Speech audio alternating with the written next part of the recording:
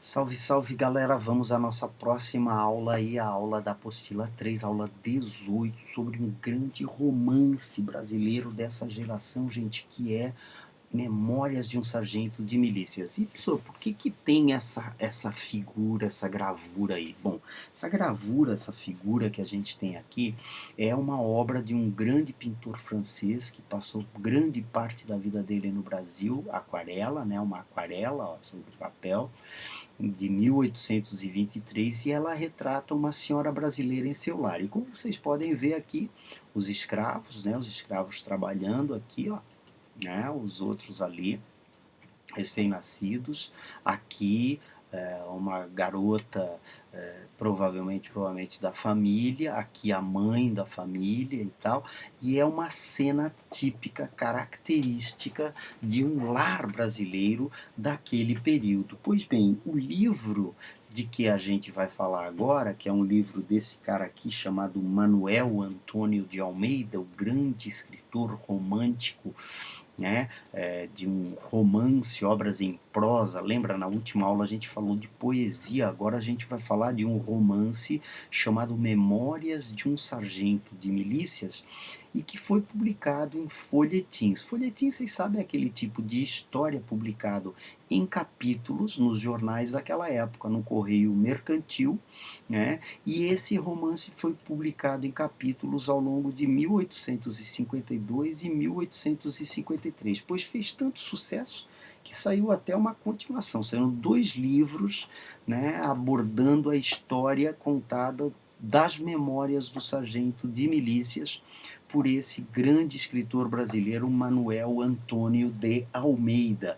É um livro muito importante da nossa história literária e é uma obra cuja característica maior vai ser iniciar o registro da vida das camadas populares.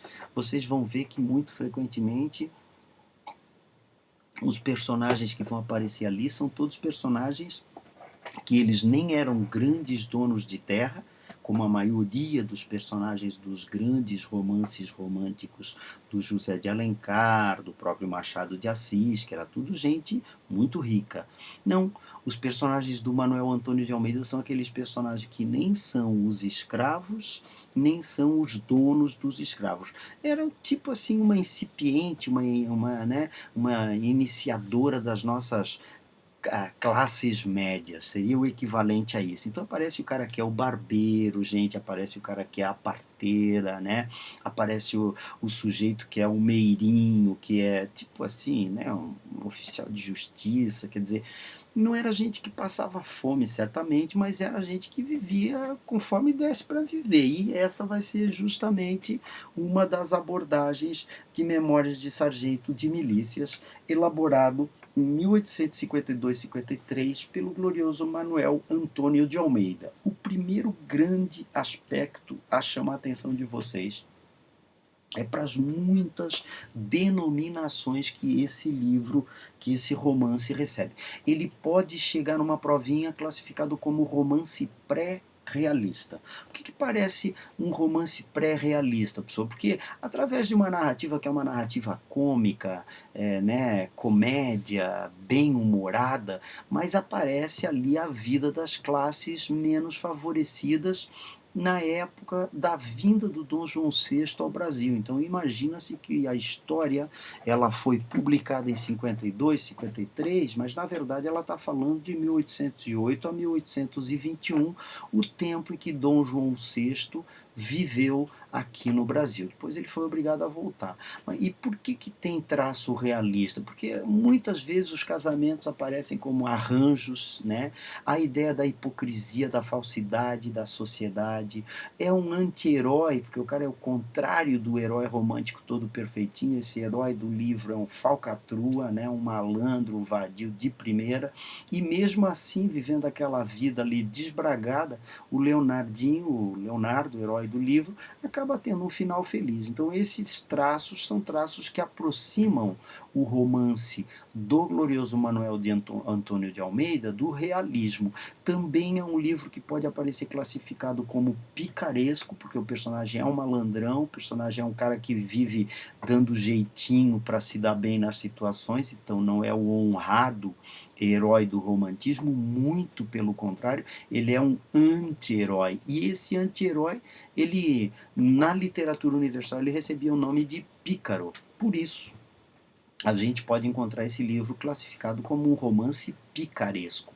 Um outro detalhe igualmente importante pode aparecer a denominação crônica de costumes. Ah, por que isso, professor? Porque como ele está falando dessa nossa antecedente, desses nossos ancestrais da classe média carioca, então vão aparecer ali as crenças, as crendices, as festas populares, as tradições, o jeitinho brasileiro, né? Na verdade, a vida das pessoas comuns, é o cotidiano das pessoas comuns. E esse aspecto é um aspecto muito importante para a gente salientar, porque, de novo, a gente está diante de um romance que se aproxima, sim, do realismo. Tá? Então, retratar as tradições, retratar o sujeito fazendo despacho, como aparece no meio do livro, é, de certa forma, apontar os costumes, os hábitos mais marcados dessa sociedade brasileira do século XIX.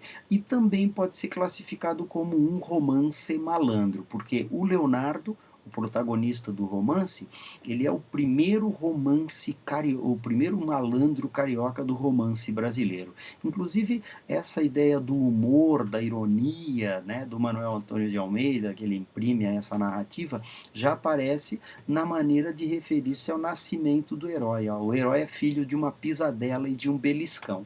Né? Entre outras coisas, é interessante a gente perceber que os pais do Leonardo não são casados, eles se juntaram, eles estavam amancebados. Tá? E aqui eu queria chamar a atenção de vocês para um outro dado muito importante, olha só, os bairros, né? São os bairros periféricos do Rio de Janeiro, onde morava essa classe que era o equivalente à classe média. Tá? Então, não é assim um romance no qual apareça a elite brasileira, muito pelo contrário. Olha só, tem um núcleo dramático do romance em que aparece todo um grupo de negros, né, que são negros libertos, não tem nenhum escravo aqui, e de mulatos. E é importante a gente ressaltar que aqui a gente tem um exemplo dessa ideia de crônica dos costumes. Ó. Um jantarzão, tá sendo oferecido ali um jantarzão, e ali está o Leonardo, que é o herói justamente já arrastando a asa ali para uma garota. Um outro aspecto muito importante assim é que o romance ele explora então esse espaço que é um espaço diferente daquele espaço ao qual estavam habituados os leitores de romances daquela época. Tá? Um romance que fez muito sucesso. Um outro detalhe igualmente é que a gente tem uma galeria de personagens que são personagens populares. Vou dar um exemplo para vocês, Leonardo Pataca. Leonardo Pataca é um cara que vem de Portugal. Né? Então ele veio de Portugal e lá em Portugal ele era o quê? Um vendedor, um mascate. Pessoal, isso era a um passo da fome, como diz o outro. O cara trabalhava para comer, né? Trabalhava de dia para comer de noite. Tá? Então ele é um vendedor popular. Quando ele chega aqui no Brasil, ele se torna meirinho, né? E meirinho já é um oficial de justiça, já é um cara mais reconhecido e tal, então é importante a gente perceber, olha de onde veio a extração popular do Leonardo, né? E aqui no Brasil que ele ganha esse apelido de Pataca.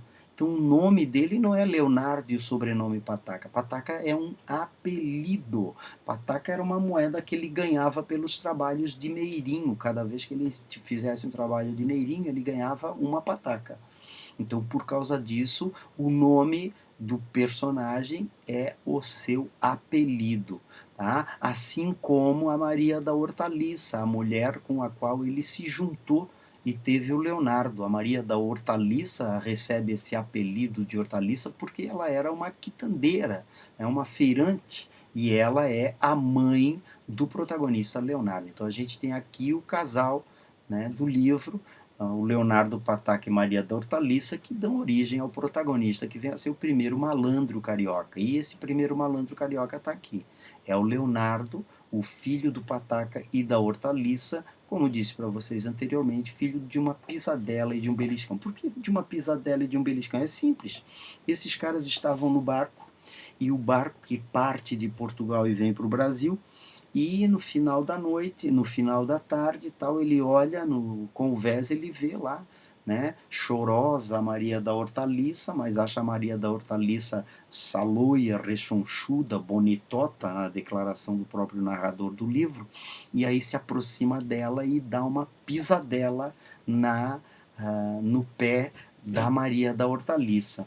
E a Maria da Hortaliça dá um beliscão nele, e aquilo ali para eles era uma declaração proforme de que estavam apaixonados. 9 meses depois nasce o herói protagonista desse livro, ou melhor dizer, anti-herói, tá?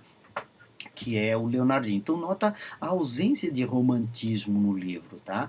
O padrinho do Leonardinho é o Barbeiro, que não tem nome, ao longo do livro inteiro é chamado de Barbeiro.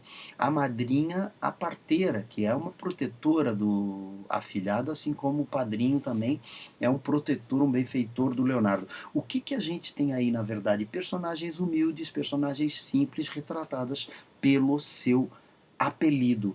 Mas mais que isso, gente, o barbeiro ele representa um típico trabalhador de classe média daquele momento. A parteira representa uma típica trabalhadora de classe média daquele momento histórico. Então são personagens que a gente classifica como personagens tipo. Eles representam uma classe social inteira, eles não têm aprofundamento psicológico, diferentemente de uma literatura de um Machado de Assis ou nos últimos livros do José de Alencar. Tá? Aqui a gente tem uma série de personagens, como vocês podem ver, porque, entre outras coisas, o livro faz questão de tratar de todos eles, né? E aí essa daqui, a Luizinha, é o primeiro grande amor do protagonista, com quem ao final do romance ele acaba tendo seu final feliz. E esse personagem é um personagem fundamental também da narrativa, né? Que é o Major Vidigal, que faz o contraponto do Leonardo, porque ele persegue o Leonardo, que é um malandro, que é um vadio, ao longo do romance inteiro.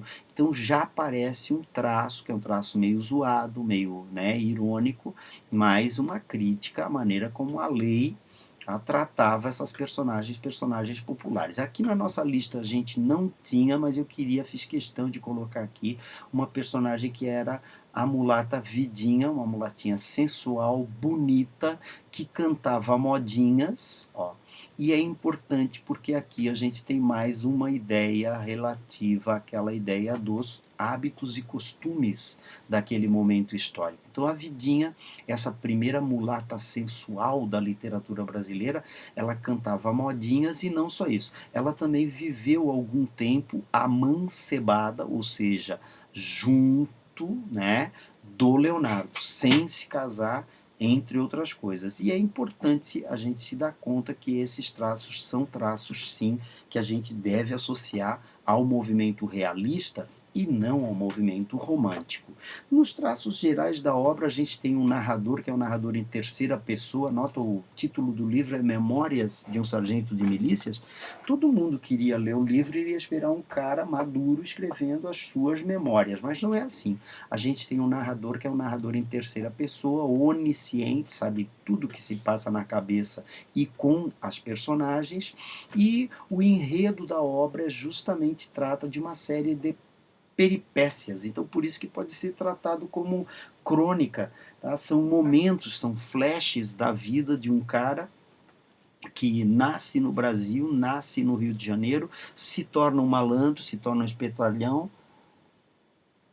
e vai evoluindo em cima de alguns acontecimentos, alguns acidentes que acontecem com isso. Por isso a gente classifica de crônica, porque é um romance assim que conta algumas aventuras. Não tem muita, tem uma coesão, óbvio, né? Mas não tem uma coesão, uma preocupação. Tem grandes pulos temporais dentro da obra, tá? Então a ideia é justamente ficar concentrado nessas peripécias, né? Dentro do romantismo ele é meio estranho, já chamei a atenção de vocês, entre outras coisas por causa do humor. O livro é um livro que, se puder fazer a piada, não perde a piada pelo efeito romântico. Então é um livro meio excêntrico, diferenciado dentro do romantismo brasileiro. O autor usa direto a ideia de ironia, e aqui a gente também não tem aquela divisão tão característica do romance entre mocinhos e bandidos. Aqui, na verdade, não existe aquilo que a gente chama de maniqueísmo, sabe? Separa em dois, tu é isso, eu sou aquilo e ponto final. Então é um romance no qual não há maniqueísmo, também não tem muita idealização, e a ideia importante é que o livro é publicado em 1850, né, mas o livro, não se esqueçam, é ambientado entre 1808 e 1821, e esses detalhes são detalhes importantes. Eu selecionei os pedacinhos do livro para a gente perceber estilisticamente como que o livro ele é composto, tá? Então aqui a gente tem o capítulo 4, Fortuna. Fortuna seria o equivalente a destino. Enquanto o compadre aflito procura por toda parte o menino sem que ninguém possa dar-lhe novas dele, vamos ver o que é feito do Leonardo e em que novas alhadas está agora metido. O Leonardo é o Leonardo Pataca. Tá certo, gente? O Leonardo Pataca é o pai e o Leonardo é o filho. Só que ao longo do romance, às vezes aparece essa referência aqui. Então a gente sabe que o menino é o filho e o Leonardo. Sim, pessoal, mas o Leonardo Pataca e a Maria da Hortaliça abandonam o filho? Abandonam o filho. Ó, nota, lembra aquilo que eu falei lá? São traços que são traços realistas do livro. E isso acontecia. O pai e a mãe botavam no mundo, abandonavam o filho e quem criava era o padrinho, né? E o compadre do Leonardo era justamente o barbeiro, o compadre barbeiro, e esperou que o dia voltasse para prosseguir em suas pesquisas. Entretanto, vamos satisfazer ao leitor, que há de talvez ter curiosidade de saber onde se meteu o pequeno. Um detalhe muito importante, gente, é que esse livro ele é todo elaborado dessa forma que vocês estão vendo aqui, ó. Vamos satisfazer ao leitor. A ideia base é a ideia de escrever o romance como se estivesse conversando ao pé do ouvido com esse autor aí, tá? Com esse leitor. E aqui tem uma outra parte que eu queria chamar a atenção, a comadre, e que é a descrição da comadre parteira. Olha como a descrição da comadre parteira não usa nenhum referencial psicológico, né, da parteira. Na verdade, coloca agora a ideia de que cumpre-nos agora dizer alguma coisa a respeito de uma personagem que representará no correr dessa história um importante papel e que o leitor apenas conhece porque nela tocamos de passagem no primeiro capítulo. É a comadre a parteira que, como dissemos, servira de madrinha ao nosso memorando, ao Leonardino. Tá? Então é importante a gente salientar que essa passagem tem como marca distintiva, diferenciada, a ideia de metalinguagem. Ó. Representará no correr dessa história importante papel, além de antecipar o que ela vai fazer, ele também comenta sobre o teor da própria obra. E esse aspecto é um aspecto de vital importância, porque caracteriza-se aquela função da linguagem que a gente chama de função metalinguística. E é importante vocês terem esse tipo de traço memorizado. A técnica é folhetinesca, gente. Por que é essa técnica folhetinesca? Os folhetins eram romances publicados em capítulos de jornais. E o que o cara fazia quando chegava no final do capítulo? Ele deixava um gancho, né? Ele deixava um suspense para motivar o leitor a voltar a ler o romance na semana subsequente. Então, no livro, a gente percebe bem essa característica na divisão de um capítulo para o outro. Sempre tem um momento, uma ação que fica em suspense. Esse detalhe aqui, o detalhe da descontração linguística, eu queria chamar a atenção de vocês para o fato que o Manuel Antônio de Almeida ele era jornalista, então a linguagem que ele usa é uma linguagem muito, muito, muito diferente da linguagem dos outros escritores. Ah, por quê, professor? Porque era uma linguagem próxima da fala. Era uma linguagem muito fácil de ser entendida.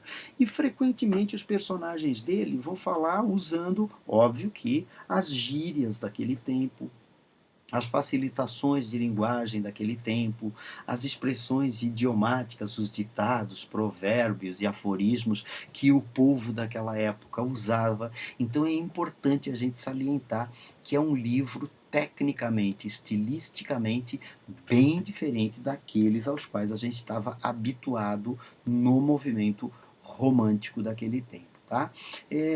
No detalhe aí a gente vê uma síntese de uma das grandes obras do romance brasileiro, e aqui a gente tem uma questãozinha que eu queria chamar a atenção de vocês, só para vocês verem como que aparece questionários acerca dessa obra, o texto para a questão 1.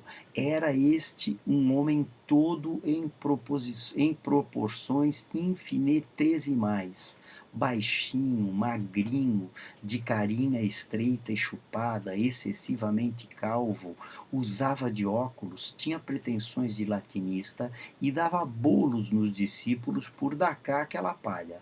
Por isso era um dos mais acreditados na cidade. O barbeiro entrou acompanhado pelo afilhado, que ficou um pouco escabriado à vista do aspecto da escola que nunca tinha imaginado. Então, quando o barbeiro leva o Leonardo para a escola, o Leonardo já vê o sujeito que era metido a latinista, ó, e que era um sujeito muito, muito, muito exigente, que bolo, pessoal, é aquilo de abrir a mão do cara e dar ali com a palmatória em cima da mão do cara, dolorido, uma barbaridade. Então o Leonardo já olha para o guri, já não, né, não se sente à vontade ali. Então nesse trecho a gente consegue perceber elementos descritivos, vocabulário e principalmente a lógica, né? Pois a posição do narrador frente aos fatos narrados caracteriza-se por uma determinada atitude. O texto para a questão 2 também é uma passagem extraída do romance, né? Uma passagem um pouquinho mais longa, no qual se retrata a ideia do Leonardo Pataca, a vida pregressa, a vida dele antes de ter chegado ao Brasil. Ele era algibebe em Lisboa, lembra? Um comerciante, um mascate. Sua pátria aborrecera-se, porém, do negócio e viera ao Brasil. Aqui chegando, não se sabe por proteção de quem alcançou o emprego de que vemos empossado. Nota, não se sabe por proteção de quem. Esse aqui é o jeitinho brasileiro. Esse romance é o romance de hábitos e costumes, lembram vocês? E por isso é o romance do jeitinho brasileiro. E aqui a gente tem a passagem na qual o Leonardo encontra a Maria da Hortaliça no convés. Mas viera com ele no mesmo navio, não sei fazer o que, uma Maria da Hortaliça quitandeira nas praças de Lisboa, saloia, rechonchuda e bonitota. Olha a linguagem, lembra a linguagem que eu falei para vocês. O Leonardo, fazendo-se-lhe justiça, não era nesse tempo de sua mocidade mal apessoado, e sobretudo era maganão.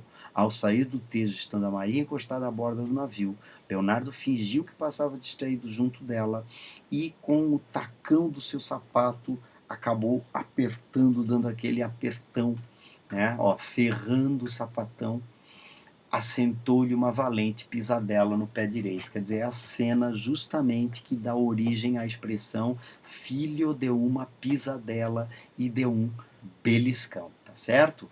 Queria reiterar para vocês a importância de vocês fazerem as tarefas de sala, gente, e me mandarem com fotos para eu poder, em cima dessas tarefas, galera, fazer ali, assinalar a presença ou ausência de cada um. Tá beleza? Um abraço grande para vocês, uma boa semana, gente, e até mais, pessoal.